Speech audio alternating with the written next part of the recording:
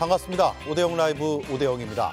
오늘 새 후보는 일제히 부산 경남으로 갔습니다. 이 시각 이재명 후보는 통영에서, 김문수 후보는 양산에서 유세 중입니다.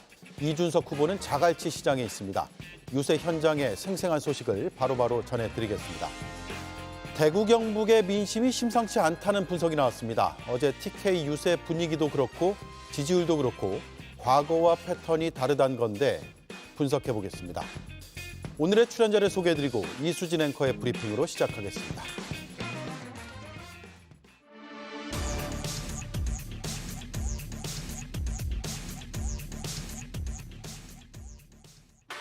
공식 선거운동 사흘차, 후보들은 일제히 PK로 향했습니다. 저마다의 공약으로 시민들을 설득했습니다. 제가 공약 이행률이 95%를 왔다 갔다 하는 사람인데 이유가 있습니다. 실현 불가능한 약속 안 하고 실현 가능한 약속을 많이 한 다음에 그 많이 한 약속을 많이 지키면 공약 이행률 높은 거예요. 우리 이재명 후보님께 뜨거운 박수로 화답합시다, 여러분.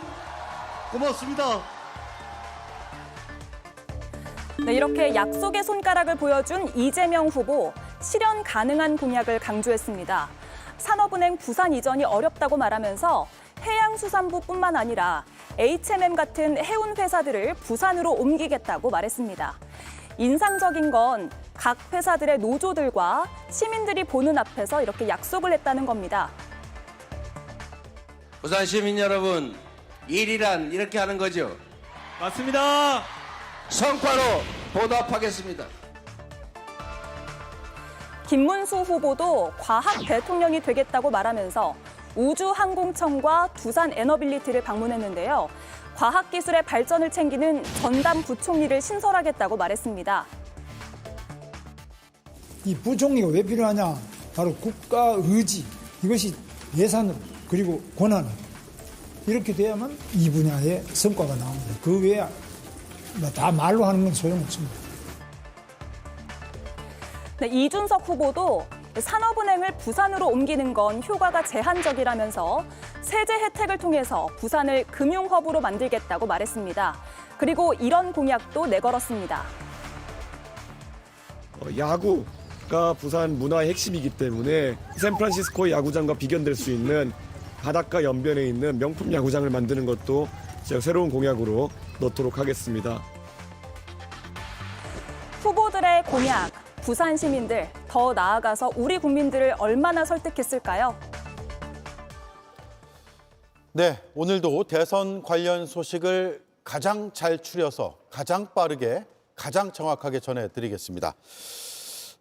세 분께 이 질문을 드리고 싶었어요. 어제는 TK가 똑같은 일정이었고 오늘은 다 함께 PK로 갔단 말이에요. 서로 상대를 의식하는 일정을 짜는 건가요? 아니면 후보마다 생각하는 중요도의 순서가 비슷한 건가요? 아니면 우연인가요?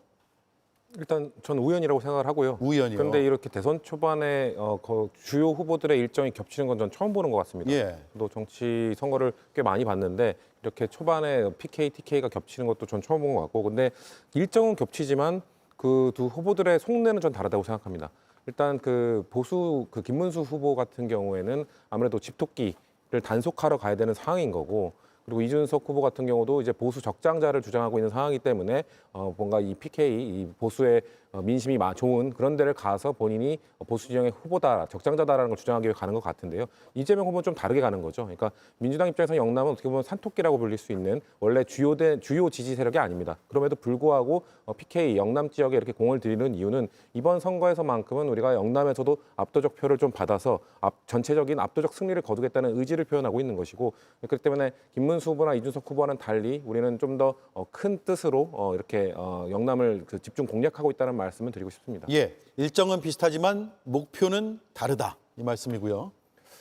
저는 새 후보의 동선이 영남 지역에 집중된 것은 우연은 아니고 전략적 필연이다 이렇게 생각합니다.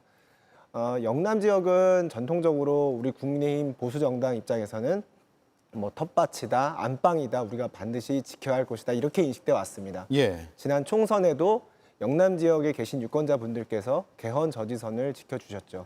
그렇기 때문에 영남 지역 유권자들은 국민 입장에서는 반드시 지켜야 할 분들입니다. 그런데 아무래도 선거 초반에 지금 저희가 수세에 몰려 있는 것은 분명한 사실인 것 같습니다. 왜냐하면 이재명 후보는 영남 지역이 아까 성치훈 부의장께서 산토끼라 말씀하셨는데 지금 영남 지역 우리 보수의 안방이라고 할 수 있는 곳을 치고 들어오고 있는 형국이거든요. 근데 국민의 입장에서는 그 이재명 후보의 공격에 맞서서 과연 빼앗길 것이냐 지킬 것이냐 이 싸움을 하고 있습니다. 그렇기 예. 때문에 굉장히 지금 현재 선거 초반에는 국민의힘이 수세에 몰려 있다는 것을 보여주는 한 장면이 아닐까 싶고요. 하지만 아직 선거가 이제 시작했고 앞으로 많이 남아 있습니다. 저희가 또 다시 치고 올라갈 많은 기회가 남아 있다고 생각합니다. 예, 아직 20일이 남아 있죠. 20일 남았는데 이준석 후보는 벌써 목이 쉰 것 같아요.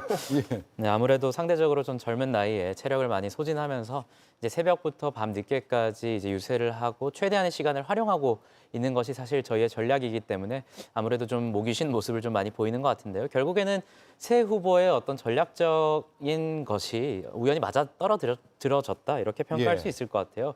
이재명 후보는 방금 말씀하신 것처럼 결국에는 상대적으로 좀 높은 지지율을 자랑하고 있는 듯하지만 박스권에 갇혔다라는 분석도 많았거든요. 그런 측면에서 봤을 때는 결국에는 영남 지역과 TK 지역의 민심을 잡지 않는다면 그 박스권에 갇혔을 때 다른 후보들이 치고 올라왔을 때 어떤 국면이 펼쳐질지 모른다. 이런 해석을 하고 있는 것 같은데 다만 이재명 후보의 구체적인 공약으로 봤을 때는 과연 영남 지역과 TK 지역 그리고 특히나 어제 셰셰 발언 같은 것들을 봤을 때 과연 그것이 진정성 있게 느껴질까는 조금 의문이 있는 것 같고요. 또 김문수 후보 같은 경우에는 한덕수 전 총리와의 단일화 과정에서 사실 굉장히 좀 볼썽사나운 모습들을 당 내부적으로 보여줬어요. 그래서 유세 현장에서 봤을 때도 예전보다는 그렇게 대구 시민들과 영남 지역의 시민들이 그렇게 환호해주는 모습은 아니었다. 오히려 조금 예. 더 우려스러운 모습을 보여줬기 때문에 우선 집토끼부터 잡아야 그 다음에 어떤 확정을 노려볼 수 있다. 그런 전략인 것 같고요. 저희 이준석 후보와 개혁신당 같은 경우에는 뭐 아직까지도 많이 부족하긴 하지만 결국에는 저희는 이제 계속해서 주장하는 게 이제 노무현 전 대통령의 모델을 강조하면서 부산부터 대구까지 결국에는 동남풍이 불어야 우리가 전국을 뒤집을 수 있다라는 전략을 세우고 있기 때문에 저러한 전략이 우연히 맞아 떨어졌다라고 볼 수 있을 것 같습니다. 예, 우연인 듯 필연인 듯 다양한 분석들이 나왔습니다. 그렇다면 후보 자신이 밝히는 이런 일정을 짠 이유는 무엇일까? 결론부터 말씀드리면 세 분의 분석과 상당히 유사합니다. 한번 들어볼까요? 험지라서 먼저 온 것은 아닙니다. 모두 다 대한민국 국민들이시고 그냥 전통적인 루트에 따라서 경부선 라인으로 내려온 것입니다. 우선은 우리의 목표는 압도적 승리가 아니라 반드시 승리입니다. 한 표라도 반드시 이기기 위해서 죽을 힘을 다하고 있습니다. 이재명 후보 일정이 어떻게 되나? 어디로 오시죠? 나는 몰라서 그래요. 그럼 별로 겹치는 건 아닌데. 뭐 그거는 우리나라가 뭐 넓지 않기 때문에 그거 뻔하지 않습니까? 그죠? 몇 개 지역 뭐 수도권 뭐 충청, 경상도, 전라도 뭐 이렇게 뻔하게 몇 개밖에 없으니까. 부산에 대해서 좀 새로운 비전을 이야기할 때가 아닌가 이런 생각하고요. 제가 윤석열 정부 초기에 유세차에 올라가서 했던 말들이고 그게 안 지켜졌기 때문에 똑같은 말 하고 계신 겁니다. 그렇기 때문에 윤석열 정부에서 하나의 약속도 지키지 않았기 때문에 결과적으로 거짓말을 다시 반복하시는 상황이 됐거든요. 예. 자, 그렇다면 이 시각 후보들은 어디에 있을까요? 한번 보겠습니다. 기호 1번. 민주당 이재명 후보는 5시에 통영에서 유세를 하고 6시 30분에 거제로 넘어갑니다. 저희가 현장 영상이 들어오는 대로 계속 업데이트해서 전해드리도록 하죠. 선거운동 사흘째고요. 이재명 후보의 동선을 보면 첫날은 수도권, 이튿날은 영남권, 오늘도 영남권입니다. 어제는 주로 대구 경북에서 포항, 울산으로 넘어가는 그런 일정이었고요. 오늘은 부산에서 창원, 통영에서 거제까지 방문하는 그런 일정을 소화하고 있습니다. 성치훈 의원님, 예. 앞서 험지라 온 건 아니다. 한 표라도 이기기 위해서 죽을 힘을 다하고 있다라는 표현까지 썼거든요. 지금 이재명 후보가 여러 지지율 조사를 보면 압도적으로 나오지만 그럼에도 불구하고 겸손해 보이겠다는 전략일까요? 어떻습니까?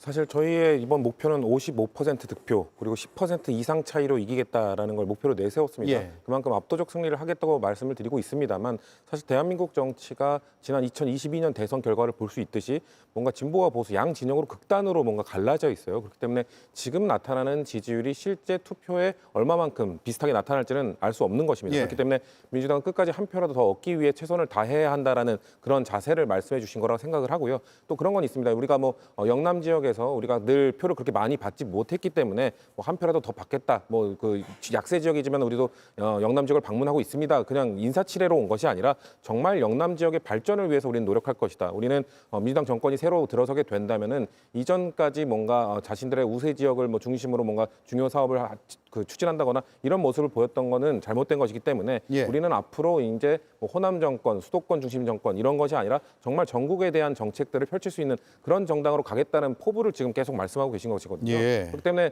지금 선거 기간 동안 계속 얘기하고 있는 이재명 후보의 말을 좀 기울여 주시면 뭔가 통합, 이제는 체제 전쟁 뭐 그런 것들 다 이는 필요 없다. 진보 보수 전쟁 이런 것 때문에 사실 지난 윤석열 정부가 야당과 섭취도 하지 않고 의회와 대화도 하지 않지 않았느냐. 반국가 세력을 정의하고 이런 모습을 버리고 우리는 영남 호남 할 것 없이 대한민국을 하나로 통합할 수 있는 그런 정부를 만들겠다는 의지를 계속해서 보여주시는 거라고 받아주시면 좋겠습니다. 예, 이순신 정신을 민주당에서 언급했거든요. 조승래 수석 대변인은 이렇게 설명을 했습니다. 동남권, 호남권의 발전과 통합 포부가 담긴 일정이다.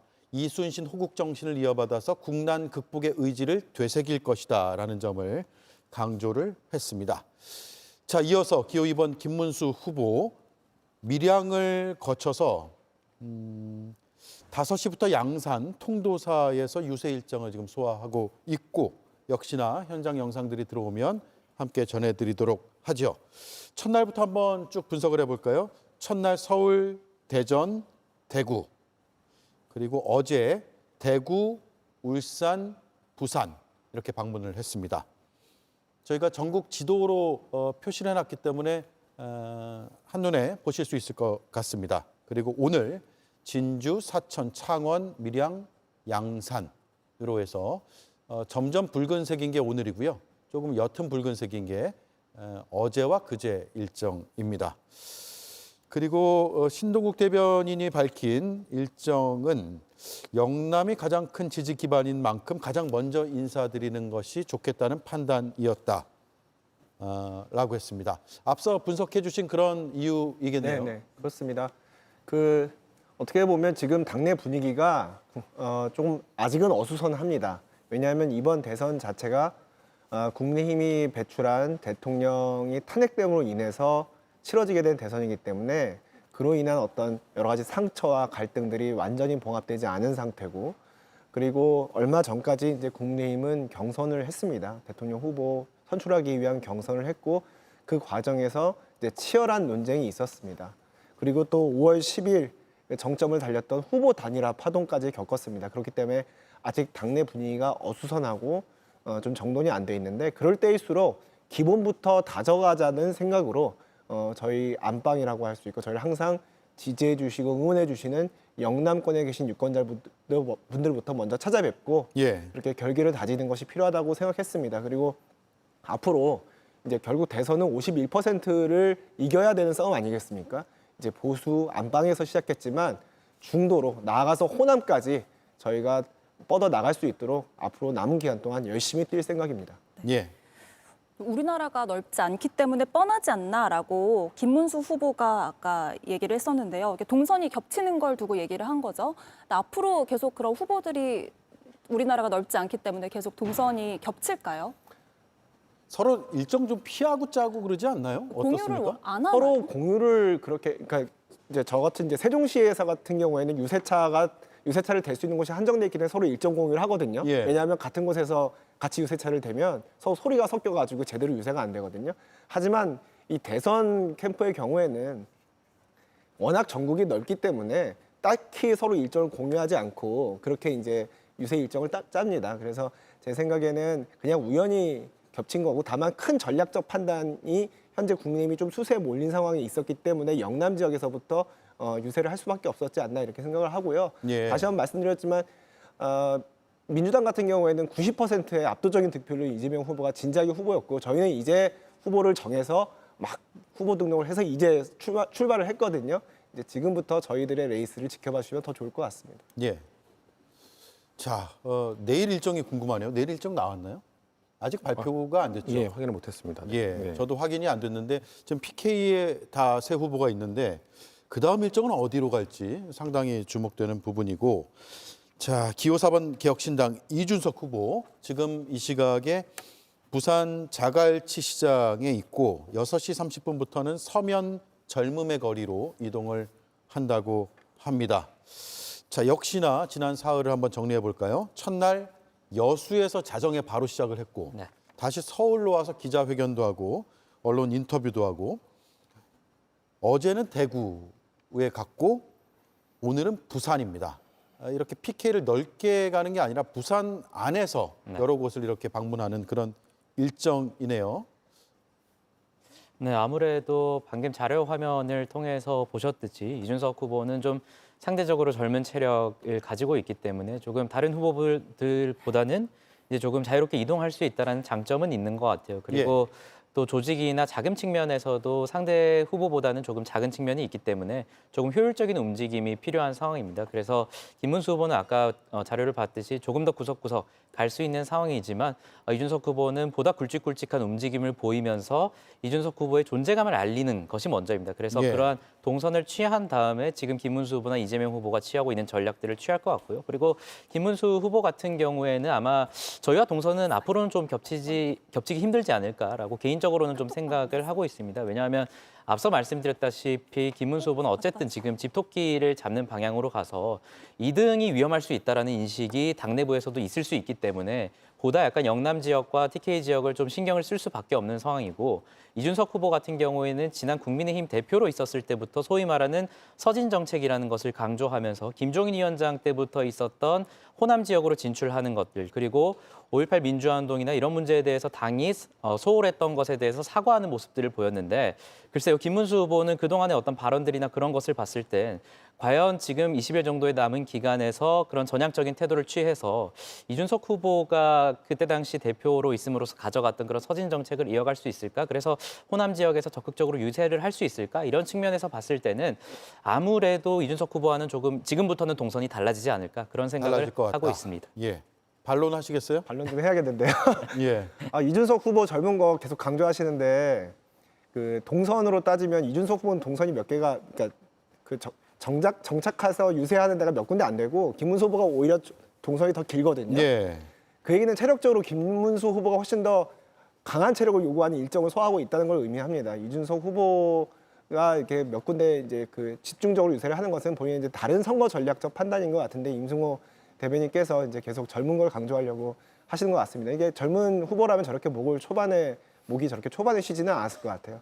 예, 김문수 후보는 다들 아시다시피 그 턱걸이를 굉장히 잘하십니다. 예, 체력적으로 예. 문제가 없는 후보고, 예, 사진 많이 봤어요. 예, 앞으로도 굉장히 광범위한 그런 동선을 소화할 것으로 보입니다. 예. 재반론 하시겠어요? 뭐 턱걸이 개수가 이준석 후보는 공식 측정량이 없어서 제가 뭐 그걸로는 반박을 못 드리겠는데, 제가 말씀드리고 싶은 것은 뭐 벌써 목소리 쉬었다라고 말씀을 하시지만 선거운동 기간 이전에서 봤을 때부터 이준석 후보는 새벽 5시, 6시부터 출근길 인사라는 것을 했습니다. 제가 뭐 김문수 후보의 전략을 비판하고자 하는 건 아니지만 이준석 후보가 00시부터 사실 다른 후보보다 먼저 앞서서 여수 산단을 방문하면서 그런 일정들을 소화했거든요. 그래서 그런 일정들을 봤을 때는 어쨌든 지금 다른 후보들보다 열심히 뛰고 있다는 것은 뭐 부정할 수 없는 사실인 것 같고, 그래서 목소리가 쉬었다는 것이 과연 체력의 부족을 의미하는 것인지 아니면 좀 더 이동을 많이 해서 선거운동에 많이 신경을 썼다는 것인지는 시청자들의 판단에 몫을 맡깁니다. 예. 체력을 강조하시길래 제가 한마디 했습니다. 예. 자, 유세 현장도 그렇고요. 이 스튜디오에서도 국민의힘과 개혁신당의 신경전이 아주 묘한 신경전이 벌어지고 있는 것 같습니다. 한 말씀 하시겠어요, 마지막으로? 그러니까 지금 제가 말을 얹으면 보수 지지층, 전통적 보수 지지층이 원하는 거는 예. 누가 체력이 좋냐, 누가 일정을 많이 소화하냐가 아닙니다. 왜 도대체 보수 진영에서 배출한 대통령이 2번 연속 파면당했는가? 왜 3번 연속 개헌일에 헌정일에 총선에서 3번 연속 보수 정당이 패배했는가? 이거에 대한 원인과 분석, 비전을 제시해주는 후보를 원하는 것이지, 누가 열심히 돌아다니냐, 누가 목소리를 더 크게 내느냐, 누가 턱걸이를 많이 하느냐, 이거는 부수적인 거라는 걸 말씀을 드리고 싶습니다. 예, 알겠습니다. 반론과 재반론을 들으면 끝이 없을 것 같아서 일단 여기까지 하고요. 역시나 오늘 선거 유세와 관련한 이슈이기 때문에 이어가겠습니다. 이수진 앵커가 브리핑하겠습니다. 여기 대구 맞니껴? 진짜 대구 맞아요. 모인 여러분들을 보니까 옛날에 대구 같지가 않습니다. 대구가 비비진 것 같습니다. 어제 대구 동성로에 모인 인파를 보고 이재명 후보도 놀란 듯 보였습니다. 수많은 인파가 길을 가득 메워서 이렇게 발 디딜 틈이 없어 보입니다. 자, 3년 전과 비교를 해볼까요? 지지자들이 대구에 모여서 유세에 함께 했지만 화면 윗부분을 보면 빈틈도 많이 보였습니다. 대구가 뒤집힌 것 같다라는 이 후보의 소감이 과언이 아닌 겁니다. 이런 분위기는 수치로도 나타나고 있습니다. 실제로 지난 대선 대구 경북에서 이재명 후보의 득표율은 22.76%에 불과했습니다. 그런데 TK 분위기가 심상치 않다는 조사 결과가 나왔습니다. 한국갤럽이 12일부터 13일 이틀간 TK 주민들에게 물어봤더니 이재명 29%, 김문수 45%, 이준석 13%로 나타났습니다. 민주당의 대구 경북 목표치가 30% 이상이라고 하는데요. 과연 TK 민심은 어디로 향할까요? 예. 일단 여론조사와 함께 어제 대구 일정도 잠깐 좀 짚어보겠습니다. 그리고 오늘 이재명 후보는 어제는 안동 사투리를 직접 썼는데 오늘은 부산 사투리로 유세를 했습니다. 듣고 나서 이어가겠습니다. 반말 한번 해도 되죠? 준비됐나? 준비됐나? 됐나? 됐다. 행동하지 않는 양심은 악의 편이라고 김대중 대통령이 말씀하셨죠. 이곳 부산은 민주주의를 위해서 투쟁했던 민주투사 김영삼의 정치적 고향 맞죠? 노무현 문재인 대통령을 배출하셨고 대한민국의 민주주의를 뿌리에서부터 책임질 부산 시민들의 높은 시민의식, 정치의식을 믿습니다. 예, 노무현 전 대통령 언급도 했고요. 또 같은 자리에서 김대중, 김영삼, 문재인 전 대통령까지 전직 대통령들을 쭉 언급을 했단 말이에요. 네. 어떤 메시지일까요? 방점은 통합입니까? 아니면 민주주의입니까? 역시 통합에 있다고 보는 게 맞는 것 같습니다. 예. 지금 이재명 후보께서 지금 선거 기간, 선거 전부터 그랬습니다. 계속해서 내고 있는 메시지는 통합입니다. 일단 첫 번째 통합은 당내 통합도 있을 것입니다. 왜냐하면 민주당을 지지하는 분들 중에 김대중 대통령이 좋아서 들어오신 분들도 있고 노무현 대통령, 참여정부 때 노무현이 좋아서 들어오신 분들도 있고 문재인 정부 때 들어오신 분들도 있습니다. 이런 다양한 민주당에 분포되어 있는 이 지지자들을 통합하겠다는 메시지를 던진 것으로 보여지고요. 그리고 김영삼 대통령에 대해서도 언급하고 또 오늘은 언급하지 않았지만 어제는 박정희 전 대통령에 대해서도 언급을 했거든요. 예. 이런 메시지 자체가 지금까지 우리나라가 너무 진보 보수로 나뉘어져서 뭔가 각 진영에서 지지하는 대통령의 공만 얘기한 건 아니냐. 그리고 상대 진영의 대통령에서는 과만 얘기하면서 우리 자기 진영의 대통령만 좋은 사람이었다. 상대 진영의 대통령은 나쁜 사람이었다. 이거에만 너무 열을 올리지 않았느냐. 그렇기 때문에 그렇게 두 반으로 갈라진 대한민국이 국민들께서 보기 좋지 않고 이제는 좀 더 다른 대한민국을 만들어 가야 되기 때문에 계속해서 통합의 메시지. 우리는 박정희의 공도 기억한다. 김영삼의 공도, 민주주의를 위해 헌신했던 김영삼 대통령의 공도 기억한다. 이런 것들을 강조하면서 합리적인 모습, 유연한 모습을 계속 보여주기 위해서 노력을 하시는 거고 그런 것들이 저는 지금 TK나 PK에서의 방금 또 좀 전에 봤던 지지율 지표에서 나타나고 있는 거라고 봅니다. 단순히 그냥 표 얻으려고 우클릭하네라고 하면은 저분들이 절대로 움직이지 않는 분들입니다. 진정성 있게 뭔가 유연함을 보여주려고 노력하고 있기 때문에 저는 화답하는 것이 저렇게 지지율로 나타나고 있는 것이다. 이렇게 말씀드립니다. 예, 이재명 후보의 TK 전략, 또 박정희 전 대통령의 산업화에 대한 긍정적인 평가 이런 것들을 국민의힘에서 어떻게 보고 계세요? 중도 보수 코스프레 하는 걸로 보고 있습니다. 예. 네, 왜냐하면 예전에 이재명 후보가 후보되기 전에 대표 시절에 민주당은 중도 보수 정당이다 이렇게 얘기하면서 보수의 안방을 치고 들어오겠다는 의지를 보인 적이 있었거든요. 그래서 지금 이번에 대선 초반에 유세 지역을 영남으로 정한 것과 마찬가지로 보수 진영의 안방 텃밭이라고 할 수 있는 그 영남 지역을 그리고 또 보수 유권자들을 본인들이 한번 설득해 보겠다. 그렇게 해보겠다는 안방 치고 들어가기 전략인데 제가 중도 보수 코스프레라고 말씀드리는 이유는 이렇습니다. 보수 유권자는 제가 보수 정당에 속해 있어서 잘 알고 있는데 안정성을 무엇보다 중시 여깁니다. 예. 안정성이라는 건 특히 대한민국 예를 들어서 삼권 분립 체제에서는 사법부의 안정성입니다. 그런데 지금 이재명 후보의 민주당이 하고 있는 것을 보십시오.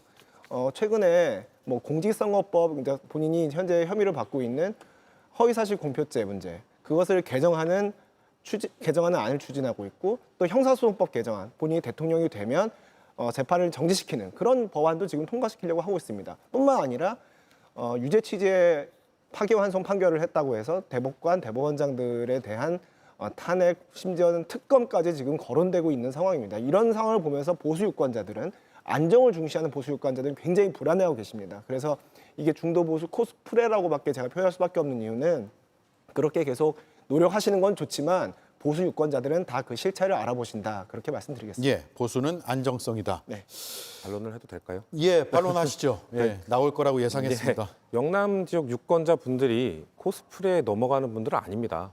그분들은 정말 진정성 있게 이야기하는가를 살펴보고 지지를 주시는 것이기 때문에, 이렇게 지지율 지표가 변하고 있다라는 모습을 보면 국민의힘이 해야 되는 것은 저건 코스프레다라고 주장할 것이 아니라 더 좋은 영남을 위한 정책, 더 좋은 보수를 위한 정책을 내놓는 걸로 승부를 봐야지, 뭔가 코스프레라는 얘기를 해서는 아마 저분들을 돌아서고 있는 마음들을 잡을 수 없을 것이라는 말씀을 드리고 싶고, 맞습니다. 보수 지지층은 아마도 안정성을 원할 겁니다. 그래서 저희 말씀드리고 싶은 거는 헌법 84조에 있는 불소추 특권이라는 것은 재헌헌법 때부터 있었던 조항이고, 처음에 그 불소추 특권을 넣을 때부터 대통령이 국정 운영을 함에 있어서 안정적인 국정 운영을 할 수 있도록 재판이 중지되도록 해야 된다는 의미를 담은 것이기 때문에, 그런 거에 대해서 저는 보수 지지층도 이해를 해주실 거고 다 알고 계신 겁니다. 그렇기 때문에 알고 계심에도 불구하고 지지를 조금씩 보내주시는 거는 저희의 진정성을 믿어주기 때문이지, 코스프레에 넘어간 영남 유권자들이 아니다라는 말씀 드리고 싶습니다. 예, 알겠습니다. 김문수 후보의 오늘 일정 발언도 정리를 하겠습니다. 어제에 이어서 박정희 전 대통령의 길을 강조했는데 직접 들어보겠습니다. 부족한 점이 많은 저희들을 꼭 잘 질책해 주시기도 하고 잘 받아들여 주셔서 힘을 실어주시면 감사하겠습니다. 앞으로 더 잘하겠습니다. 김문수! 네가 뭐 과학기술을 알면 얼마나 아느냐. 오늘 우리 대한민국의 포스코, 제철부터 다 만들어낸 분이 과학기술 부분에 박정희 대통령인데 과학기술자가 아닙니다. 그러나 과학기술의 소중함을 알고 세계 최고의 전문가들을 길러내고. 네, 매일매일 절하는 모습을 보여주고 있는데, 질책해달라 이런 말도 했거든요. 이런 텃밭 민심이 흔들린다는 걸 좀 체감하고 하는 말일까요? 뭐 아무래도 방금 이제 갤럽 자료를 통해서도 봤듯이 이제 TK 지역에서 결국 보수 후보가 과반을 넘지 못한다는 것, 김문수 후보가, 그리고 또 이준석 후보가 삼지대 보수 후보로서 굉장히 좀 빠르게 치고 올라오고 있다는 것, 이것 자체에서 김문수 후보와 국민의힘은 좀 긴장할 수밖에 없을 것이다라는 평가를 하고요. 질책하고 잘 받아들여달라. 뭐 당연히 해야 되는 말인데 너무나도 늦은 것 같습니다. 그리고 김문수 후보가 얼마 전에 이제 계엄 문제에 대해서 계엄으로 인해서 고통받은 국민들께 사과드리겠다라고 표현을 했어요. 근데 굉장히 좀 부족한 표현입니다. 또 이걸 두고 계엄 자체에 대한 어떤 사과인지 탄핵에 대한 사과인지 그것은 아니다. 뭐 이런 학설들이 대립하고 있는 상황. 예. 사실 이 문제에 대해서 민주당 그리고 개혁신당 다른 야당들은 이미 계엄과 탄핵이 있었을 때 논쟁이 끝냈습니다. 계엄이 있었을 때부터 이것은 위헌적이고 위법적인 계엄이기 때문에 탄핵이 돼야 되고 반드시 윤석열 전 대통령은 사과해야 된다는 게 이미 5달 전에 정리가 됐는데, 김문수 후보는 이제 와서야 국민들께 사과드린다. 그 고통에 대해서 국민들께 사과드린다라고 하면서 우리가 해례본과 해석본을 내야 되고 있는 상황.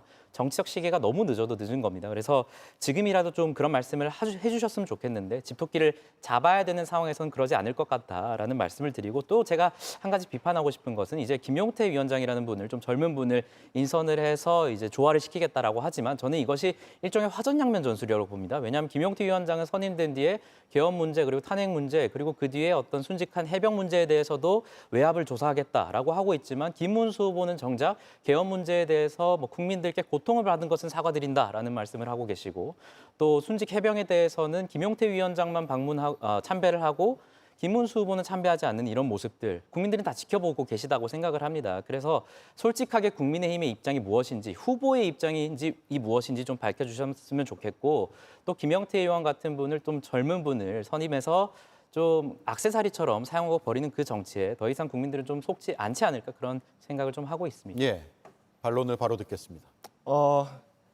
일단 김문수 후보가 이렇게 절도하고 하는 것은 이번 대선 자체가 국민의힘이 배출한 대통령이 탄핵됨으로써 인해서 치르게 됐기 때문에 당연히 먼저 절을 드릴 수밖에 없습니다. 그리고 게다가 국민의힘에게 영남 지역 유권자들은 굉장히 전략적 판단을 하고 승리에 대한 갈망이 굉장히 높으신 분들입니다. 그리고 애국심이 굉장히 크신 분들입니다. 그렇기 때문에 그분들에게 보수를 지켜달라, 대한민국을 지켜달라 그렇게 말씀드리고 있는 겁니다.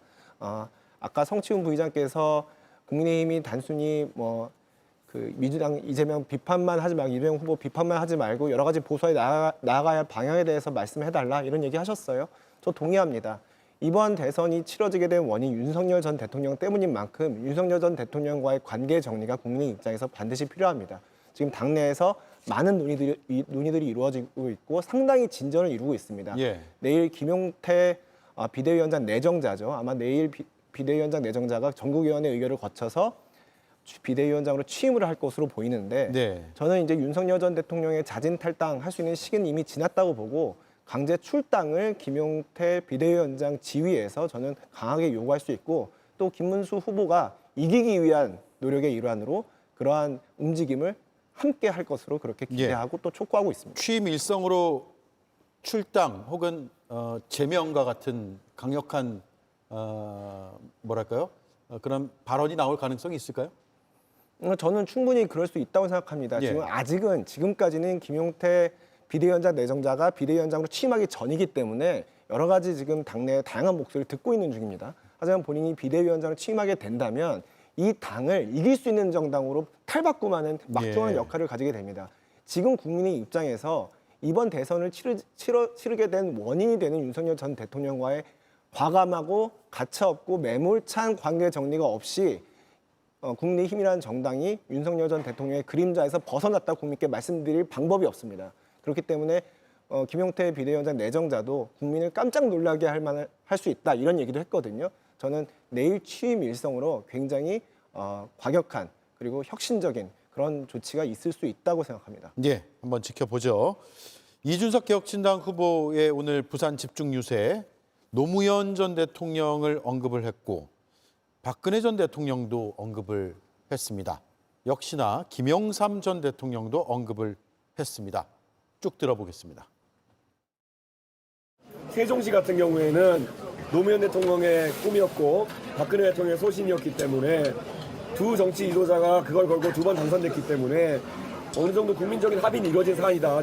저희는 아까 말했던 노무현의 꿈, 박근혜의 소신 제가 완벽하게 이뤄내려고 합니다. 김현철 이사장님께서 또 김영삼 대통령님의 차남으로서 김영삼 대통령의 그런 정신을 잘 구현하고 있는 후보로 저를 지목해서 지지 선언을 해주시기도 했는데요. 사실 부산이 바라는 바가 무엇일까를 생각해 보면은 그런 민주주의의 어떤 김영삼 대통령의 정신을 실천해라라는 그런 의미가 있다라고 저는 생각하고요. 예, 성치훈 의원께 먼저 질문 드리고 임승우 의원께 바로 또 질문을 드리겠습니다. 예. 노무현 전 대통령에 대한 언급을 많이 하네요. 이준석 후보가. 그러니까 그 강서구 명지시장이 상징적인 장소거든요. 그러니까 노무현 대통령이 종로에서 국회의원 되신 다음에 다시 부산으로 내려갔을 때 그때 그 영상들이 몇 개 남아 있습니다.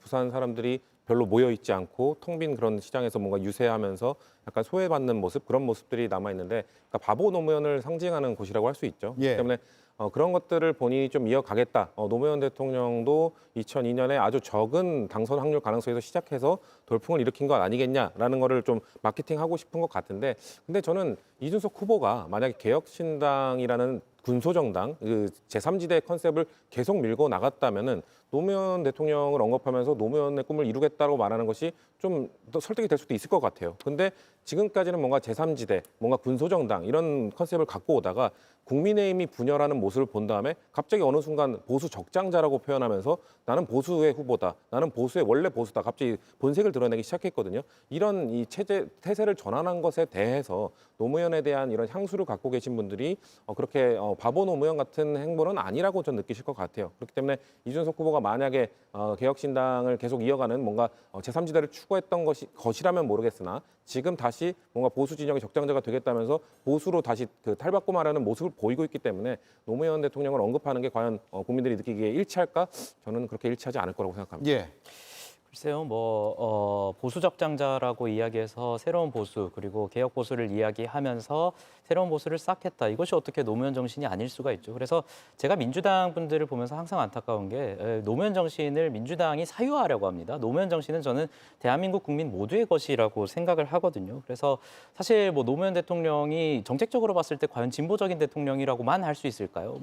한미 FTA나 이라크 파병 이런 것들은 사실 보수 진영에서 굉장히 깜짝 놀랄 정도로 보수적인 정책이거든요. 이런 측면에서 봤을 때 단순히 보수 적장자라고 이야기해서 이것을 마치 국민의힘에 다시 돌아가려 한다. 또다시 어떤 국민의힘과 주파수를 맞추려 한다. 이런 해석은 좀 과한 해석이라고 생각을 하고요. 저희가 노무현 정신을 이야기하는 것은 단순합니다. 이재명 후보가 과연 노무현 정신에 어울리는 사람인가를 살펴봤을 때 노무현 대통령이 당시 검사들과 충돌이 있었을 때 검사를 불러가지고 공개적으로 카메라 앞에서 토론을 하면서 오히려 검사들에게 구박받는다. 그래서 그런 평가가 있을 정도로 굉장히 열띤 토론을 했거든요. 그 예. 장면을 보여줬는데 이재명 후보 같은 경우에는 어떻습니까? 공개적인 토론과 공개적인 설득을 하기보다는 이제 거의 매주 서초구로 출근을 하면서 그러면서 형소법을 뜯어고치려는 시도를 하고 지금은 형사재판을 중지시키려는 시도를 하고 그 뒤에는 지금 허위사실 공표죄 같은 것도 개정하려는 시도를 하면서 대선 과정에서도 재판받지 않겠고 그리고 만약에 취임을 해도 재판받지 않겠고 그리고 만약에 퇴임을 하더라도 허위사실 공표죄를 뜯어고쳐가지고 재판받지 않겠다라는 것 아닙니까? 저는 이런 장면을 노무현 전 대통령이 본다면 부끄러운 줄 알아야지라고 일갈할 것 같습니다. 그래서 과연 이재명 후보가 지금 민주당이 그렇게 소중하게 생각하는 노무현 정신이라는 것과 얼마나 일치되는지를 한번 생각해 보셨으면 좋겠다. 이런 비판 드리고 싶습니다. 예. 전 노무현 정신을 사유할 수 없다라는 거 100% 동의합니다. 저는 노무현 정신은 진보 보수 할 것 없이 누구나 그 정신을 기리면서 행동으로서 노무현이 다 됐으면 좋겠다고 생각합니다. 근데 저는 이준석 후보 개혁신당에 묻고 싶은 것은 그럼 이준석 후보가 아까 한미 FTA나 이런 것들 그 이라크 파병과 같은 노무현 대통령이 유연한 모습을 보여줬던 그런 것들에 대해서 보수적 가치도 추구하지 않았냐고 말씀하셨잖아요. 그럼 이준석 후보도 역시 마찬가지입니다. 이 노무현 대통령처럼 노무현 정신을 정말 이어받고 싶다면 뭔가 정책을 해결하는 데 있어서 이슈를 해결하는 데 있어서 그런 유연한 모습을 보였는가? 세대 갈등, 젠더 갈등 그런 이슈를 제기할 때 뭔가 갈등을 뭔가 더 극심화시키는 방식으로 이슈화시키고 이슈 파이팅을 하는 방식을 보이지 않았는가? 그런 모습들은 노무현 정신의 유연함을 보여지지 않기 때문에 좀 더 저는 우리 거라고만 말하는 게 아닙니다. 예. 이준석 후보가 좀 더 유연한 모습으로 정책에 접근했으면 좋겠다는 조언을 드리겠습니다. 예. 프로그램 시작하면서 성치훈, 유재화 두 분이 뜨겁다가 잠시 뒤에 유재화, 임승호 두 분이 뜨겁다가 임승호, 성치훈 두 분이 또 뜨겁습니다. 이번 대선의 구도를 잘 보여주는 지금 우리 대담의 흐름인 것 같은데 유재화 의원도 한 말씀 하시죠. 예. 노무현 정신에 대해서 이준석 후보가 노무현 전 대통령 언급하는 것은 저는 노무현 정신을 개선하겠다는 취지는 아닌 것 같고요. 그 2002년도 그 노무현 전 대통령이 됐을 때 그때 바람이 불었잖아요. 그 추억을 떠올리는 것 같아요. 그래서 부산에 가서 그 당시에 노무현 대통령으로부터 불었던 그 바람을 이번에는 이준석 후보가 자기한테 불기를 기원하는 의미에서 노무현 정신을 얘기하는 게 아닌가 싶습니다. 예. 제가 짧게만 좀 예. 해주셔서 첨언하시죠. 좀 덧붙이자면 젠더 갈등이나 갈등의 정치인 이런 거 이준석 후보가 정말 오랫동안 들어오고 있는 얘기인데요. 이준석 후보가 전장현 문제나 이런 것들에 뛰어드는 것, 저는 그것이 과연 노무현 정신과 다른가라는 것을 한번 물어보고 싶어요. 전장현 문제 같은 경우에도 그 당시 이준석 후보가 이준석 후보에 대해서 민주당이 어떻게 저런 말을 할 수가 있냐라고 하면서 휠체어 출근길 챌린지 같은 것을 하면서 이준석 후보를 비판했어요. 약 3년, 4년 지난 지금 어떻습니까? 전장현이 몇 주 전까지 해화역에서 시위를 하고 출근길 방해 시위를 했을 때 여론이 조금 바뀌는 것 같자 민주당 인사들은 아무런 발언을 하지 않고 있어요. 그래서 이런 것들을 물어봐도 민주당 인사들은 대답은 없습니다. 과연 전장현의 시위 방식이 지금도 옳다라고 생각을 하는지, 전장현 시위가 출근길 시민들을 볼모로 잡는 것이 지금도 옳다고 생각하는지를 물었을 때 예. 민주당 인사들은 발언하고 있지 않습니다. 그래서 그 갈등에 대해서 뛰어들고 그것을 해결하고 그렇게 성역을 깨부수는 것, 저는 그것이 노무현 정신이다라고 말하고 싶습니다. 예. 예, 웃고 계셔서 예. 발언권을 드리는데 짧게만요. 아닙니다. 저는 이제 지금 임성호 대변인께서 하시는 말씀, 노무현 정신 얘기하시는 거는 지금 민주당에서도 지금 노무현 정신 얘기하고 있고 개혁신당에서 노무현 정신 얘기하고 있는데 저는 솔직히 이제 전 세종시에서 지금 당협위원장을 맡고 예. 있거든요. 세종시에서도 민주당이 맨날 하는 얘기가 노무현 정신 얘기입니다. 그래서 저는 노무현 전 대통령에 대한 뭐 공도 있고 과도 있고 한데요. 노무현 정신 저는 양당이 다 지금 어떻게 보면 마케팅하고 있다. 노무현 전 대통령을 가지고 세일즈하고 있다 이렇게 생각하고 이준석 후보가 노무현 정신을 운운하는 것은 다시 말씀드리지만 바람이 좀 불었으면 하는 그런 바람에서 예. 하는 말씀이다. 이렇게 예. 근데 이걸 너무 진지하게 이끌어 가시니까 그래서 알겠습니다. 웃었습니다. 예, 정리를 제가 할게요.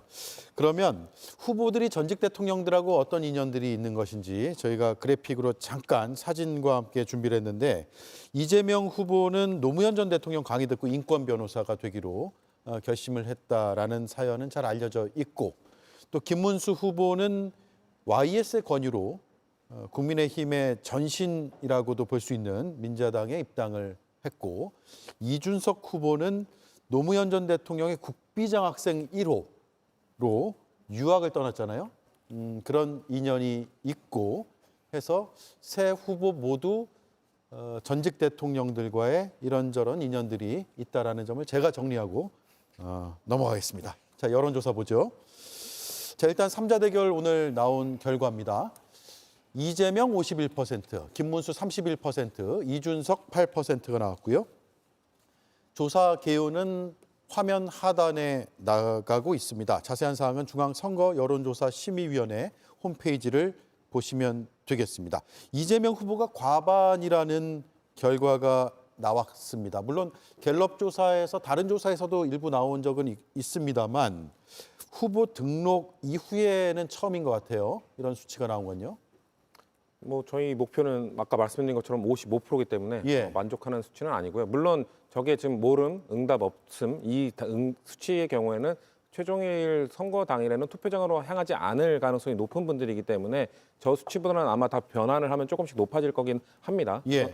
민주당이 목표로 하고 있는 바를 향해서 지금 차근차근 가고 있는 현상인 것이고 아까 이재명 후보가 말한 것처럼 우리는 그렇게 여유 있게 하는 상황이 아닙니다. 그러니까 한 표를 더 얻기 위해서 저 51%도 조금이라도 더 끌어올리기 위해서 남은 기간 열심히 국민들의 목소리를 듣겠다는 말씀 정도로 드리겠습니다. 예.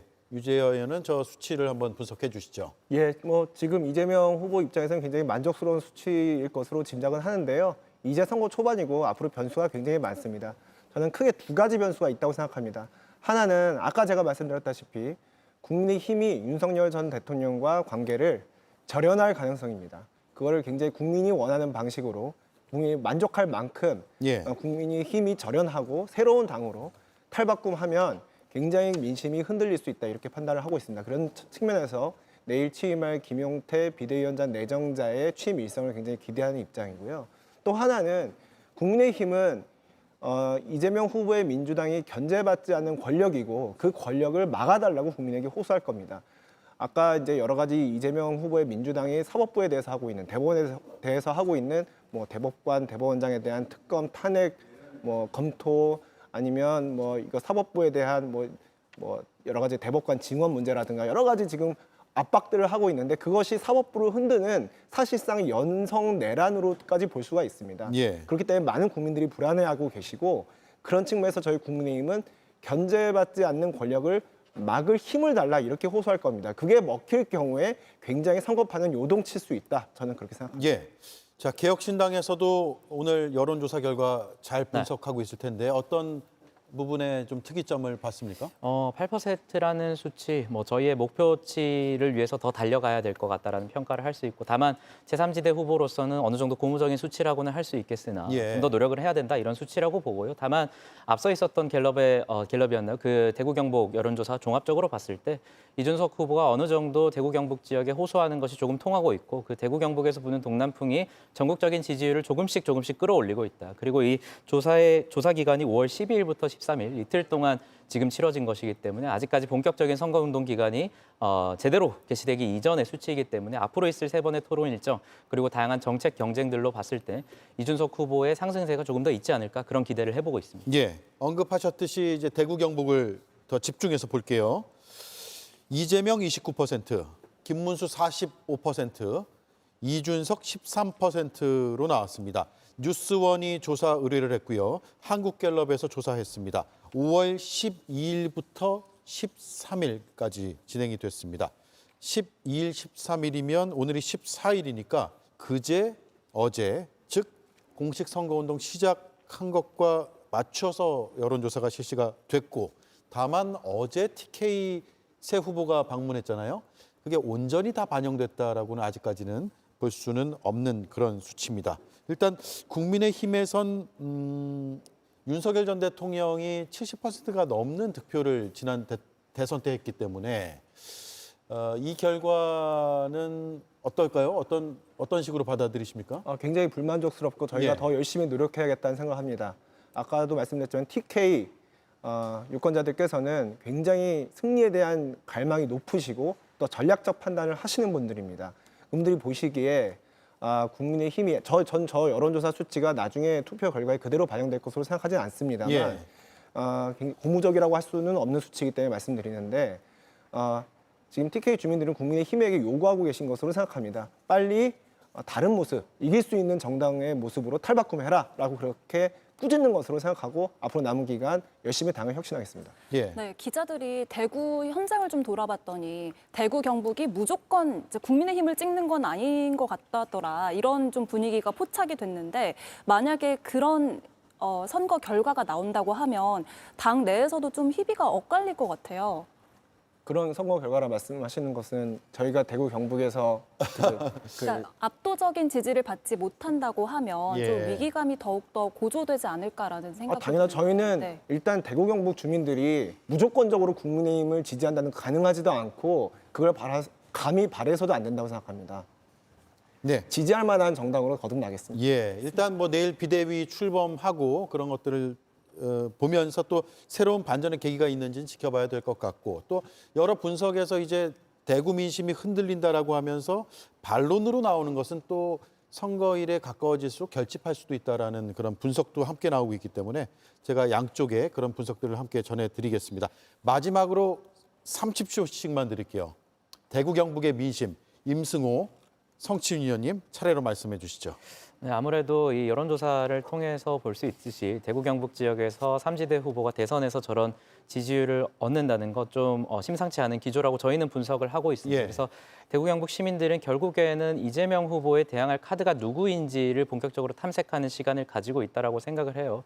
유재하 위원장께서는 이제 비대위가 출범하고 좀 긍정적이지 않을까라는 분석을 하고 있지만 계엄이나 탄핵 문제에 대해서도 제대로 된 입장을 내지 못하고 있기 때문에 선명한 입장을 내고 있는 이준석 후보가 결국에는 이재명 후보를 막을 유일한 카드로 대구 시민들이 선택하지 않을까 이런 분석을 예. 하고 있습니다. 아까 류재호 위원장께서는 대구 경북 시민들께서 압도적인 지지를 계속해서 무조건적으로 보내주지 않을 거라고 했는데 지난 수십 년 동안 그렇게 해주셨죠. 그래서 지금 대구 경북 시민들께 저는 여쭤보고 싶습니다. 그래서 살림살이 좀 나아지셨는지, 대구 경북이 발전했다고 느끼시는지, 국민의힘에 대한 압도적인 지지가 본인들의 삶의 변화로 이어지셨는지 예. 그거를 생각해서 이번에 투표에 임해 주시라라는 말씀을 드리고 싶고 그래서 지금 대구시장 어디 갔습니까? 대구시장 지금 자리 지키고 있습니까? 없지 않습니까? 이번에 민주당을 찍어주신다면 민주당의 지지를 주신다면은 지역주의를 깨고 뭔가 대국민 통합을 할 수 있는 그런 정부를 만들겠다라는 말씀 드리겠습니다. 네, 간단하게만 첨언하겠습니다. 결국 대구 경북 주민들은 견제받지 않는 권력을 견제할 수 있는 막아낼 수 있는 힘을 주실 것으로 생각합니다. 하지만 그것은 당연한 지지가 아니고 이재명 후보의 민주당을 막으라는 엄중한 민심으로 받아들이고 있습니다. 앞으로 이길 수 있는 정당으로 인정받기 위해서 저희가 더 노력하겠습니다. 예. 자, 여기까지 하죠. 오늘 스튜디오 굉장히 치열했고요. 내일은 더 치열할 것 같고 다음 주 이 시간엔 더 치열할 것 같습니다. 수고 많으셨습니다. 감사합니다. 예.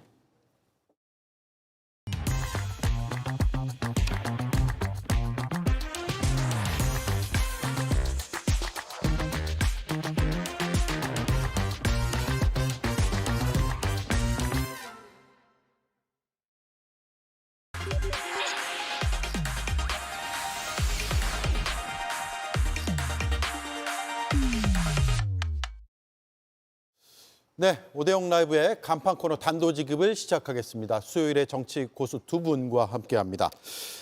두 분이 선대위의 위원장을 맡게 됐습니다. 김병욱 더불어민주당 선대위 금융자본시장위원장, 김성태 국민의힘 선대위 국민소통위원장, 어서 오십시오. 예, 안녕하세요. 예, 중책을 맡으셨네요.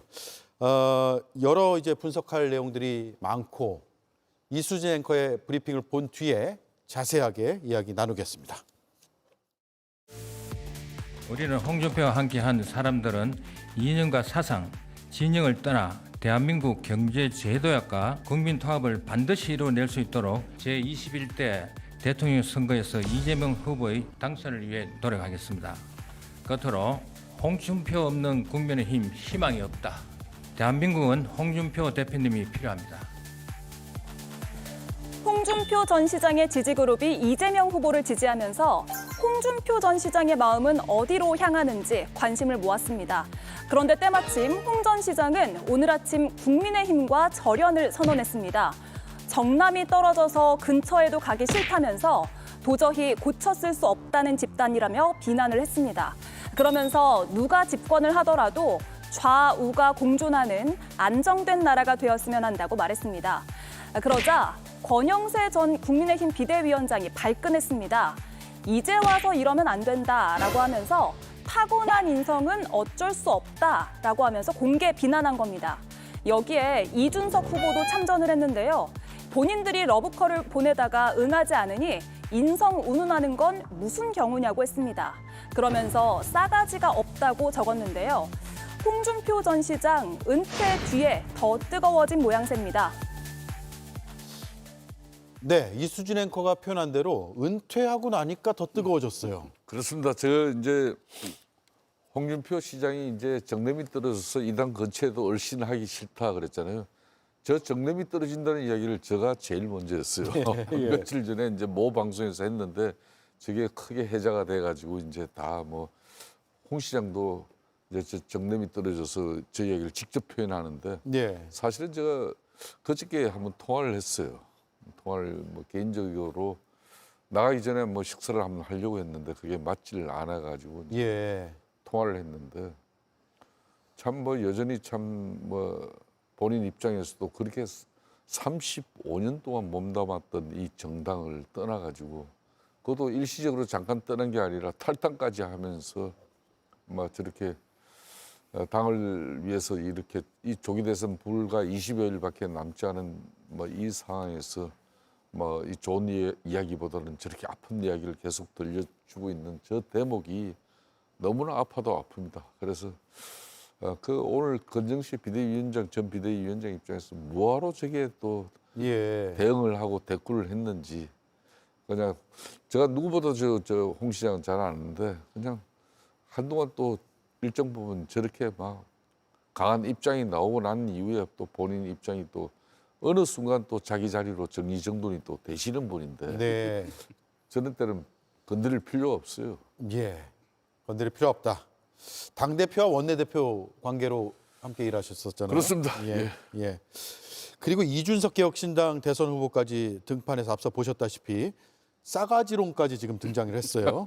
그래서 홍준표 전 대구시장은 지금 하와이에서 좀 편안한 시간을 보내고 있는데 한국의 정치가 홍준표를 가운데 놓고 서로 막 다툼을 하고 있는 와중에 또 홍준표 대구시장의 지지자들은 이재명 후보를 지지 선언하기도 하고 또 이재명 후보는 돌아오면 막걸리 한잔하자라고 제안을 했고 이런 상황입니다.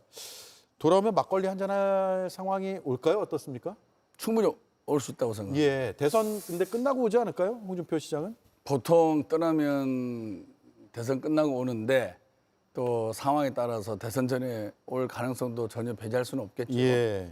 제가 지금 국민의힘 상황을 보면은 참 안 되는 집안이구나 그런 생각이 먼저 했어요. 어떻게 보면은 권영세 전 위원장이 홍준표 시장보다 5살 아래죠? 5살 정도 아래일 겁니다. 예. 그런데 인성 운운하지 않습니까? 예. 그 정치 경력도 더 선배죠. 홍준표 전 시장이. 선배죠. 그리고 이준석 의원도 그 두 의원에 비해서 거의 한 20년 아래일 겁니다. 근데 싸가지 얘기를 하고 있지 않습니까? 싸가지 없다고 선배들끼리 노는 모습에 대해서 정말 사감이 다 가미된 얘기를 전혀 정제되지 않고 SNS에 올린다는 거 아니겠습니까? 예. 정말 저는 12.3 내란도 마찬가지고 지난번에 후보 교체 쿠데타도 마찬가지고 지금 SNS 논쟁도 마찬가지고 정말 보수의 길을 스스로 잃고 있구나. 보수라는 게 질서 유지하고 위아래 잘 따지고 장유 유서 지키고 이런 거 아니겠습니까? 그런 보수의 가치가 완전히 무너져 내리고 있습니다. 예. 그래서 정말 보수를 재건해야겠구나라는 생각을 참 많이 했고요. 아마 저런 모습들이 일정 기간 지속되리라고 보고 저것이 단기간에 치유되기는 상당히 어려운 예. 내부의 그 구조적 모순이 있다는 생각이 들고 세 분 다 한 분은 탈당하고 한 분은 국민의힘 있고 한 분은 개혁신당인데 다 같은 뿌리잖아요. 다 같은 뿌리에 출발했다가 불과 한 1, 2년 만에 완전히 다른 살림을 차리면서 서로가 다른 길을 가고 있고 게다가 뭐 인성 싸가지까지 거론하면서 이제 어떻게 보면 뭐 막장의 길을 가고 있는 그런 초입 아닌가 그런 생각도 하고 있습니다. 어제 TK에서 유세하면서 여러 이제 펼쳐진 장면들을 보면 TK 민심이 예전과는 다르다라는 분석들이 많이 나오고 있어요. 특히 권성동 원내대표에 대해서도 굉장히 격앙된 시민들의 반응이 있었는데 저희가 영상으로 짧게 보고 이어가겠습니다.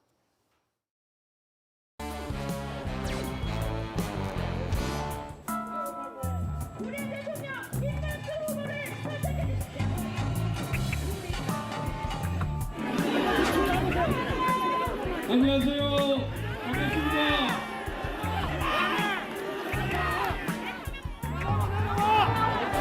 아무런 실적이 없어요.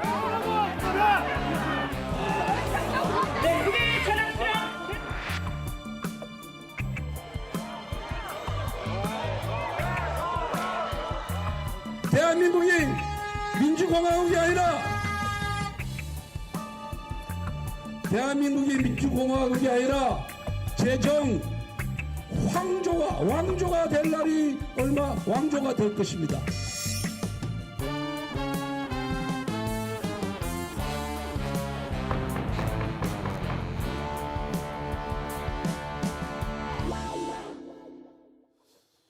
예, 보수의 심장이라고 하는 대구의 서문시장에서 있었던 일이고 또 울산에서 경적 항의도 있었고 당에서는 굉장히 심각하게 받아들인다는 이야기도 좀 전해 들리고 있습니다.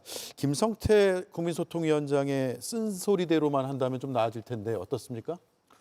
글쎄 이제 4월 4일 날 이제 윤석열 전 대통령이 헌재에서 이제 파면 결정이 이루어지고 난 이후에 사실상 대통령은 대통령으로서 이제 헌재에서 파면이 이루어졌지만은 그 대통령을 배출한 정당의 정치적 책임은 또 당이 올곧이 져야 되는 것이죠. 그 당이 올곧이 국민들에게 정치적 책임을 진다는 것은 당이 자정 노력, 즉 변화와 핵심 개혁을 통해서 왜 윤석열 대통령이 저런 12.3 비상계엄을 오판을 할 수밖에 없었나. 그런 측면에서 우리 집권당으로서 면모를 갖추고 당정 관계를 제대로 유지한 우리는 책임이 뭔가 이렇게 정말 빼저린 자성과 성찰로서 그 변화를 만들어냈어야 되는데 투톱 체제가 그 변화를 전혀 만들어내지 못했죠. 예. 그러다 보니까 그 결과가 지금 특히 후보 이 교체 논란까지 더불어서 우여곡절 끝에 지금 현재 김문수 후보가 섰지만은 저 대구 서문시장이라는 것은 그날 첫날 가락동 농산물 시장에서 새벽에서 시작은 했습니다만은 사실상 보수의 텃밭이 TK이고 그게 상징적인 게 대구의 서문시장이에요. 예. 그래서 우리 보수 진영 후보는 저기 가서 길을 한껏 받아옵니다. 그렇게 하고 정말 대선 기간에 그 장정을 갖다 잘 이끌어가는 그런 상당히 의미 있는 곳인데 뭐 좀 과거와 같지 않은 그런 압도적인 분위기. 여전히 뭐 상당한 그 분위기 지지 강한 분위기가 있었지만은 과거에 열광적인 그런 분위기는 나오지 않았다는 그런 측면에서 하여튼 뭐 지금이라도 이제 내일부터 공식적으로 김용태 비대위 위원장이 이제 임기를 시작하니까 그동안 이제 비대위 체제에서 당의 그런 자정 노력이 부족했던 부분에 대해서 과감하게 이제 결기와 도끼를 가지고 저도 진행을 시켜달라고 김용태 지금 이제 비대위원장 내정자에게 제가 직접 소통을 했어요. 예. 뭐 그런 만큼 저는 변화를 기대하면서 그 변화와 함께 이제 국민의힘도 김문수 후보도 훨씬 또 자신의 이미지를 더욱더 국민들에게 진솔하게 다가갈 수 있는 그런 여건이 만들어지지 않겠나 기대하고 있습니다. 예. 어제 이재명 후보도 TK 갔었고요. 디비졌다라는 표현까지 썼는데 네. 실제로 당 안에 선대위에서는 어떻게 어제 대구 경북의 민심을 분석하고 계세요? 대구에 같이 동행했던 의원들 얘기 들어보면 예. 정말로 놀랬답니다. 야, 이렇게 그러니까 국민의힘하고 거의 비슷한 정도의 인파에 휩싸여 있고 그리고 이 강도가 그 지지자들의 강도가 있지 않습니까? 예. 그냥 모여서 손 흔드는 거 하고 막 악수하려고 그러고 환호를 지르고 그다음에 절절하게 외치고 이런 그 지지자들의 강도가 국민의힘보다 상당히 강했다 이런 얘기를 많이 하고 있고요. 사실 이재명 후보가 영남을 3일 만에 또 내려간 거 아니겠습니까? 그거는 가능성을 본 거죠. 영남도 뒤집을 수 있겠구나라는 가능성의 단초를 발견했기 때문에 계속적으로 영남 행보를 하고 있는 것입니다. 사실은 지금 TK가 계속 보수당을 지지해 왔지만 경제 발전이라든지 또 지역의 자긍심 회복 이런 부분에서 전혀 성과를 못 내고 있는 거 아니겠습니까?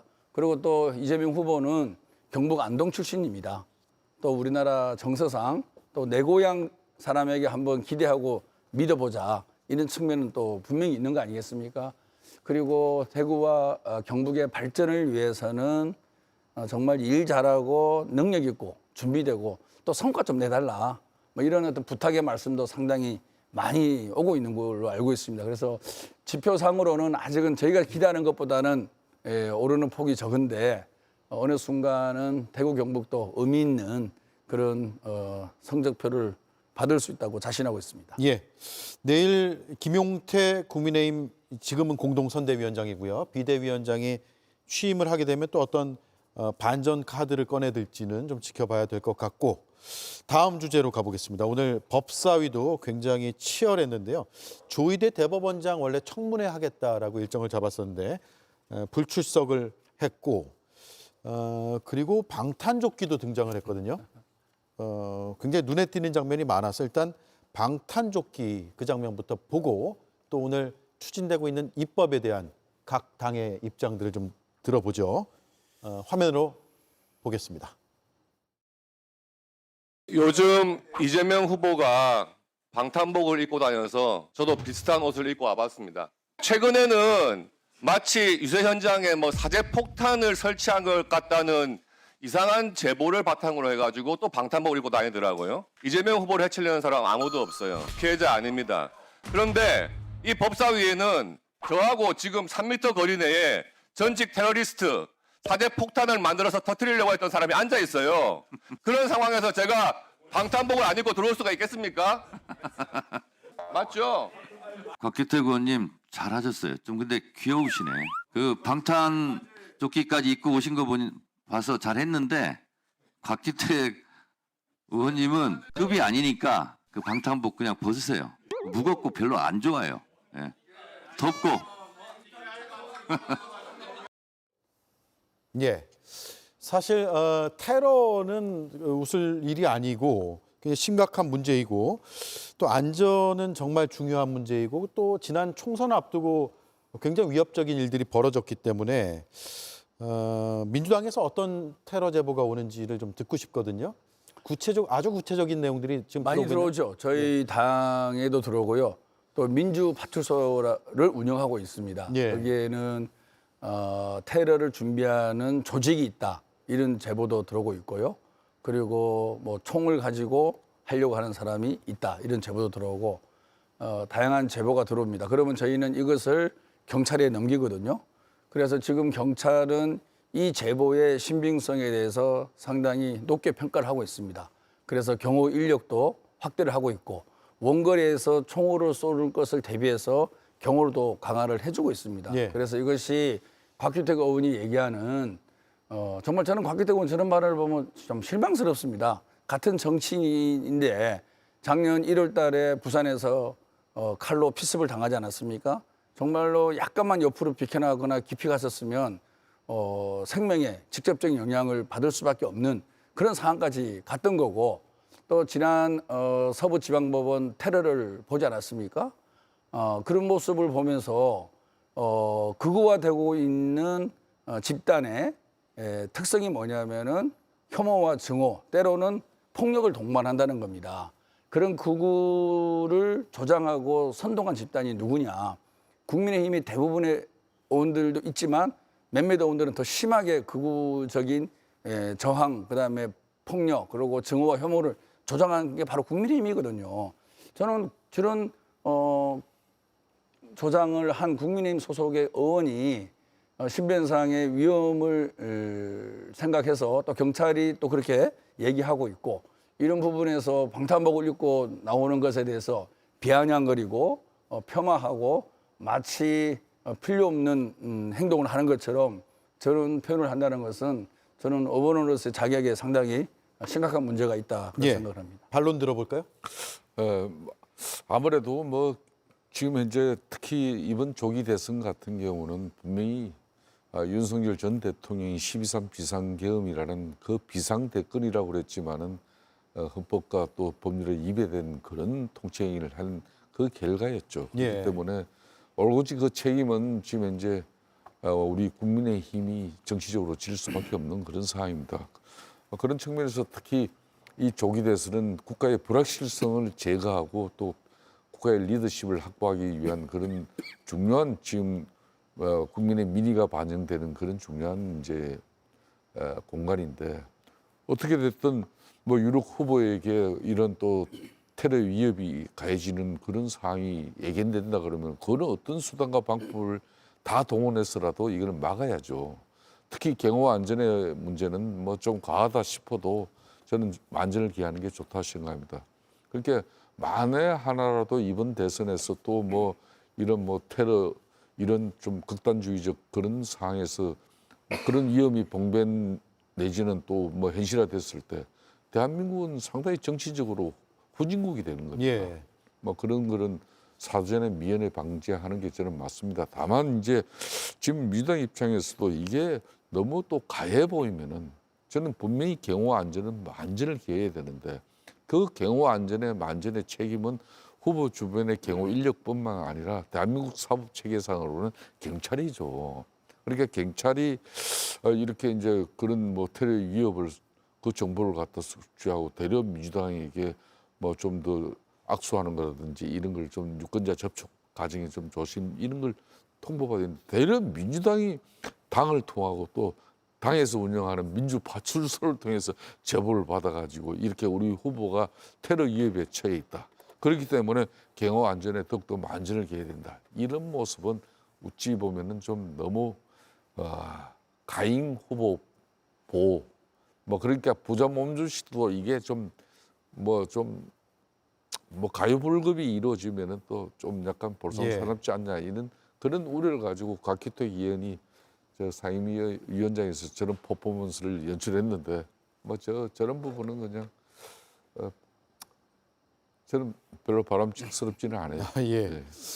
근데 실제로 경찰에서 저격수 관측 장비를 투입하기로 결정을 했답니다. 그건 뭐냐면은 꽤 먼 거리에서 총으로 위해를 가할 수 있다라는 판단이 선 거죠. 그래서 유세장 주변에 이런 그 저격수들이 혹시 있는지 없는지를 관측할 수 있는 그런 장비 투입을 결정을 했고, 지금 이 순간에 시행하는지는 모르겠지만 그 정도로 많은 정황들이 있다는 거죠. 근데 그 판단은 물론 경찰이 하는 거죠. 대한민국이 전 세계에서 유일하게 안전한 부분이 바로 총기 총기죠. 사용. 이 총기 사용은 엄격하게 규제를 해왔기 때문에 그동안 민생 치안 여러 가지 이런 뭐 상당히 강제적인 상황 뭐 이런 위험한 상황이 와도 총기로 이렇게 특히 시민이 위해를 당하고 뭐 과거에는 사냥총 가지고 이 사냥총마저도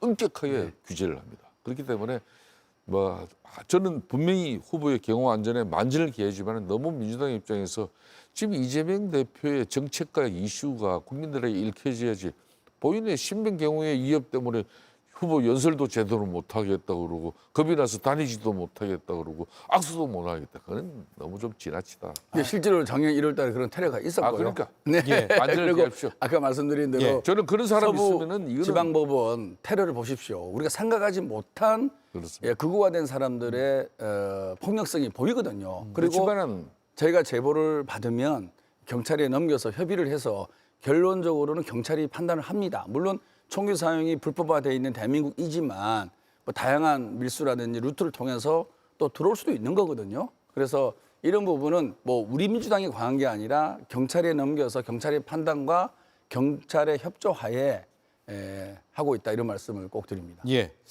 어쨌든 안전이 제일 중요하다는 강조점은 변함이 없다라는 것 제가 한 번 더 제가 강조해드리고요. 자, 오늘 법사위에서 김용민 민주당 의원이 지기현 판사, 윤석열 전 대통령의 내란 혐의 재판을 담당하고 있는 지기현 판사가 접대를 받았다는 취지의 구체적인 제보를 받았다고 주장을 했거든요. 법사위에서. 일단 들어보고 이야기 나누겠습니다. 그 룸사롱에서 1인당 100에서 200만 원 정도의 비용이 나온 룸사롱에서 여러 차례 술을 마셨고 단 한 번도 그 판사가 돈을 낸 적이 없다. 접대를 받았다. 라고 구체적인 제보를 받았습니다. 일단 제가 그 이야기는 금시초문이라서 제가 일반적인 절차가 뭐가 있습니까? 당연히 이제 우리 독립된 기관인 윤리감사실에서 조사를 할 것 같습니다. 예, 김용민 의원은 사진 제보까지 들어왔다라고 하거든요. 사진이 공개되지는 않았고요. 다만 이게 이제 현직 판사이고 중요 재판을 담당하고 있고 또 윤석열 전 대통령이 석방될 수 있게 결정을 한 판사이기 때문에 굉장히 여러 다양한 견해들이 지금 충돌하는 것 같습니다. 일단 신빙성 있는 제보로 판단이 됩니까? 어떻습니까? 김용민 의원의 성격상 상당히 신빙성이 있었기 때문에 저게 질의를 했으리라고 보고요. 예. 우리가 스폰 검사라는 단어 들어보지 않았습니까? 네, 검사들이 주로 스폰을 끼고 술을 먹는 지금도 그 문화가 있는지 없는지는 모르겠는데 저도 사실 저런 얘기를 오랜만에 듣습니다. 과거에는 참 검사들이 항상 고급 술집에서 스폰을 불러서 동서시키고 나갈 때 하든지 스폰이 동석이 안 되더라도 뭐 계산을 하든지 이런 문화가 상당히 언론에 많이 오르내렸었는데요.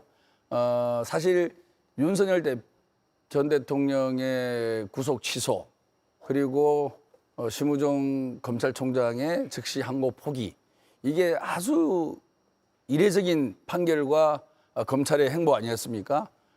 그리고 그 이은 대법원의 또 파기환송 이런 전반적인 부분에 대해서 상당히 의심을 아니할 수 없는 거죠. 왜냐하면 과거의 법원과 검찰의 행동과 달리 오직 윤석열에 대해서만 저런 판결과 검찰이 행동을 하는 거 아니겠습니까?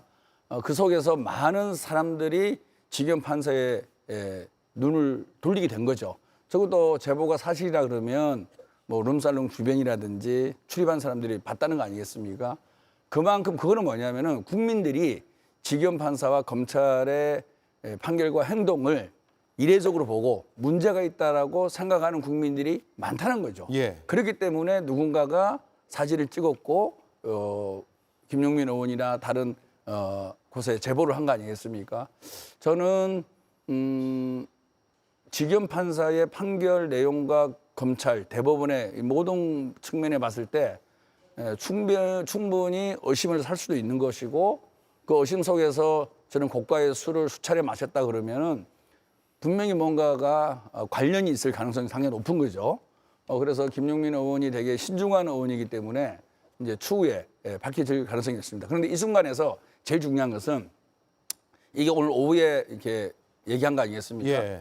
지기현 판사가 부인을 하지 않고 있다는 사실이 제일 중요하죠. 알겠습니다. 예, 이 순간에서 지기현 판사가 바로 부인을 하든지 뭔가 입장이 나와야 되는데 아직 그 입장이 나오지 않고 있다는 걸 보면은 상당히 신빙성도 있지 않을까 싶습니다. 다만 아직까지는 상임위에서의 의혹 제기 단계이고 더 구체적인 근거가 나온 상태는 아직까지는 아니죠. 네. 아니고 의혹 제기를 바탕으로 지금 논평을 해주신 당연하죠. 걸로 예. 시청자들께 다시 한번 제가 강조를 드리고요. 네. 그러니까 이제 김용민 의원이 특히 대선을 20여일밖에 남지 않은 이 시간 속에서 저 면책 특권의 공간 법사위 상임위원회에서 오늘 저를 폭탄 발언을 한 거죠. 예. 그러니까 이제 저게 이제 법관의 사생활을 또 침해하고 있는 것은 아닌지 한편으로는 그런 우려가 되는 것이죠. 예. 그러니까 법관은 이제 정말 헌법과 법률에 의한 양심 그 도덕적인 측면이 대단히 중요한 그런 지위에 있는 분들인데 헌법기관이죠. 개개인인데 법관들도 그렇기 때문에 상당히 저런 부분에 대해서 그런 이제 법관이 도덕성에 심대한 그런 사생활 행위로서 무리를 빚고 있다 그러면 그런 지탄의 대상이라면은 구체적인 저런 내용을 가지고 면책 특권의 공간인 저는 꼭 법사위 저런 상임위 공간 저런 자리에서 저렇게 할 필요냐. 민주당 입장에서 저는 기자회견을 통해서 판사가 더군다나 이렇게 공짜 술을 얻어마시고 또 100만 원, 200만 원짜리 1인당 그런 술집에서 그런 향응을 뭐 접대받았다 그러면 저거는 상당히 심각한 문제죠. 예. 다른 방식을 썼어야 된다. 볼 필요 없는 거예요, 그냥. 네. 그럼 바로 사법 처리 부분으로 검찰에 뭐 고발을 한다든지 이렇게 해서 아주 적극적인 수단을 동원해서라도 이런 판사들은 발본색원해야죠. 그런데 저렇게 의혹만 또 제기해가지고 저렇게 되면 법관들이 상당히 위축돼요. 네. 이런 상태에서 앞으로 민주당 주요 인사들에 대한 재판을 어떻게 하겠습니까? 예.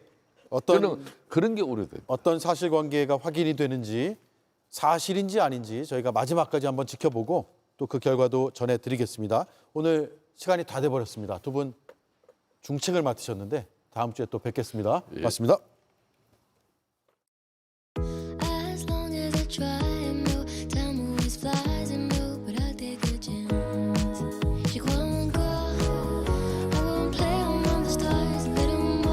Chance au Splendide, le nouveau parfum, Chanel.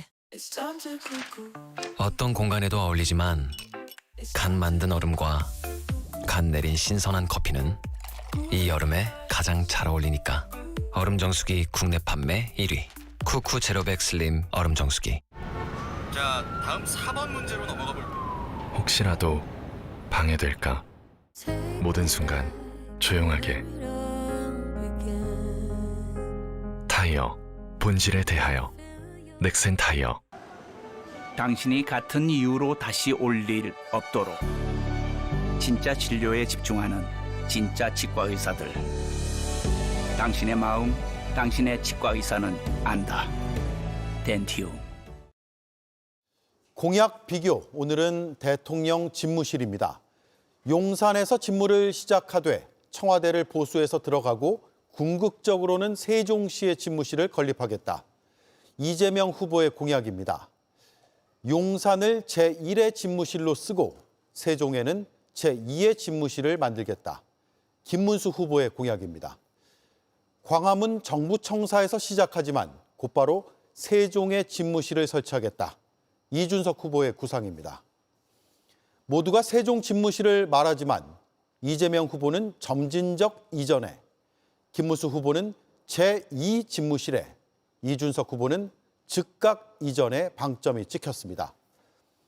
막대한 예산이 들 수도 개헌이 필요할 수도 있는 이 사안.